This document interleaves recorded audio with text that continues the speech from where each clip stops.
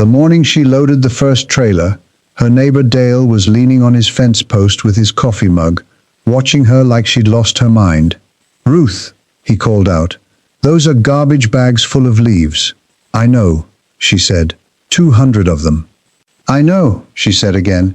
He shook his head and went inside, and that would have been the end of it, except that 8 months later, Dale was standing at her gate again, this time with his hat in his hand, asking her a very different kind of question. But we're getting ahead of ourselves. If you believe in farming smarter, not just harder, and you've ever seen something valuable where others saw nothing, this channel is for you. Drop a comment and tell us, where are you watching from today? Ruth Calloway had farmed the same 40 acres in the valley for 11 years, and for 11 years, the same strip of land along the eastern side of her property had given her trouble. The soil there was pale and thin, the kind that crusted over in summer, cracked in the heat, and shed water like a tin roof. She'd tried amending it with commercial fertilizer. She'd tried adding bagged compost. She'd turned it over season after season, and while it produced something, it never produced well. The plants that grew in that strip came up spindly and pale, like they were doing her a favor just by surviving. She wasn't broke, but she wasn't flush either. Every input cost something, and the eastern strip kept swallowing money without giving much back. That autumn, driving into town, she noticed the leaves. It was the time of year when whole neighborhoods put out bags of fallen leaves at the curb. Oak, maple, elm, piled up like someone was giving away the countryside for free. The county composting facility wasn't collecting until the following week, and the bags sat along the roadside by the hundreds. She pulled over.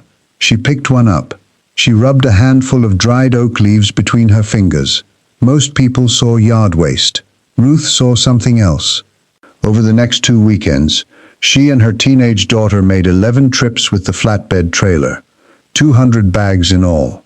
They stacked them against the old hay shed at the back of the property, and word got around the way it always does in a farming community. Fast and not entirely accurate. "She's collecting garbage," one woman at the feed store told another. "I heard she can't afford proper compost," somebody else offered. Dale, being neighborly in his way, came over personally to ask if she was planning to make a bonfire. She told him no. He looked at the bags. He looked at her. He seemed to be deciding whether to say something more and thought better of it. What no one outside her property saw was what happened next. Ruth didn't just pile the leaves and walk away. She spent the following month shredding them, running batches through an old chipper she'd borrowed from her brother-in-law. Shredded leaves break down faster and more evenly than whole ones. That was the first thing she knew that her neighbors didn't. She layered the shredded material in a long windrow behind the shed, leaves, then a thin scattering of nitrogen-rich material from the chicken coop, then more leaves.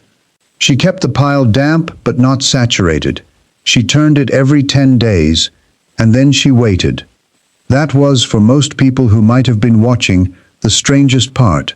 She had 200 bags of raw material, and she wasn't using them. She was just tending a pile. By January, the pile had changed. Ruth pushed a garden fork into it one gray afternoon and felt the resistance give more easily than she expected. Steam rose slightly from the interior.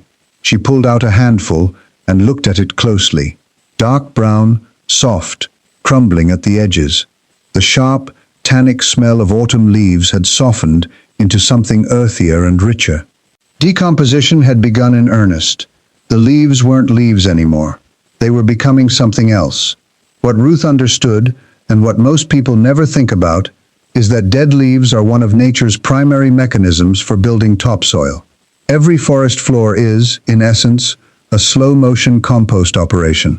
Fallen leaves break down into leaf mold, a dark, crumbly material that functions like a sponge in the soil. It holds moisture. It feeds soil organisms. It creates the kind of loose, open soil structure that plant roots need to penetrate deeply and access water during dry periods. The pale, thin soil on her eastern strip was poor, partly because it had never had this kind of organic input. It was soil that had been grown in, but never given much back. She was going to give it back. But in February, a problem arrived. Heavy rains came through for 3 weeks, and part of the windrow got wetter than she'd planned. One section began to compact and turn anaerobic, dense and sour-smelling rather than earthy and sweet. She had to pull that section apart, mix in dried material, and rebuild it.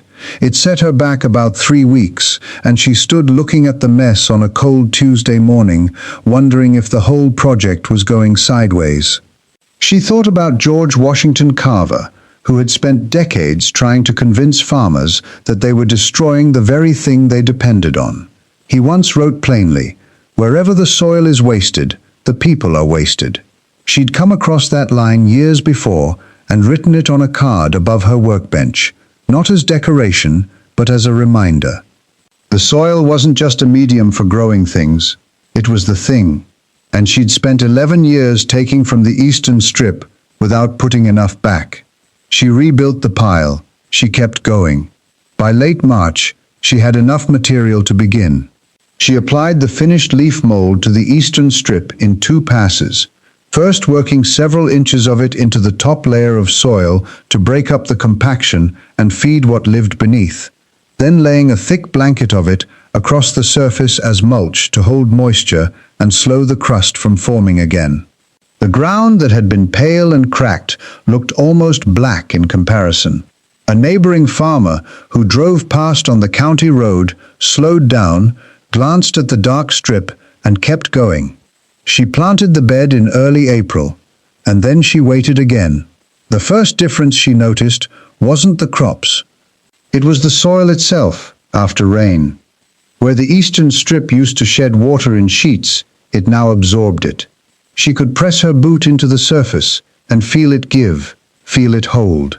After a dry week in May, she dug into the bed with her hands and found that the moisture had stayed deeper down than she'd ever seen in that ground. The plants emerged differently too, steadier, broader leafed, less pale. She ran a simple comparison. One section of the eastern strip had received the full leaf mold treatment, while the far end had received only the commercial fertilizer she'd used for years. By the end of May, the difference was visible from the fence line. June turned hot, then July arrived and didn't let up. The county went into drought advisory. Fields across the valley started showing stress, wilting in the afternoons, yellowing at the edges. Ruth watched it happen the way you watch a storm roll in when you've prepared for it. Her eastern strip held, not perfectly, not magically. 2 rows in the section she hadn't fully amended started wilting on the worst afternoons, the same as everything else. But the fully treated beds, the ones that had gotten the deep organic matter, showed something different. The soil moisture stayed more stable. The roots had grown deeper into looser, more open ground. During the worst heat, her plants flagged in the late afternoon but recovered by morning. Her neighbor's fields didn't recover as quickly. It was Dale who noticed first. He came over one evening in early August, leaned on the gate, and looked at her eastern strip for a long time without saying anything. "What did you do different over there?" he finally asked. She told him. He was quiet for a moment. Then, "The bags of leaves." "The bags of leaves." He nodded slowly. He was a practical man, not given to apologies.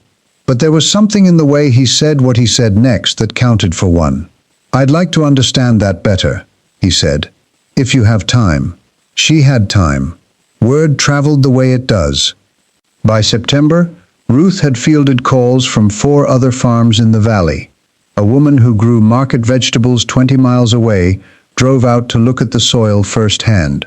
A grain farmer who'd been fighting a patch of compacted ground for years asked if she could walk him through her process. She told every one of them the same thing she'd told Dale. It wasn't complicated, it wasn't expensive. It required patience, labor, and the willingness to look at something everyone else had written off and see it for what it actually was. 200 bags of dead leaves, free from the curb. A winter of tending a pile, a spring of putting back what years of farming had taken out, and soil that, for the first time in 11 years, had started to behave the way soil is supposed to behave. Ruth didn't take particular pride in having been laughed at. She wasn't interested in that part of the story. What stayed with her was simpler. She had looked at a roadside pile of discarded leaves and seen 11 years of frustration with the eastern strip finally finding a solution. Most of the answers she'd spent money searching for had been sitting at the curb, waiting to be collected. Good farming, she'd learned, wasn't always about buying more. Sometimes it was about understanding what you already had and being patient enough to let it work. Have you ever found value in something other people threw away, on a farm, in a garden, or anywhere else? Drop it in the comments below.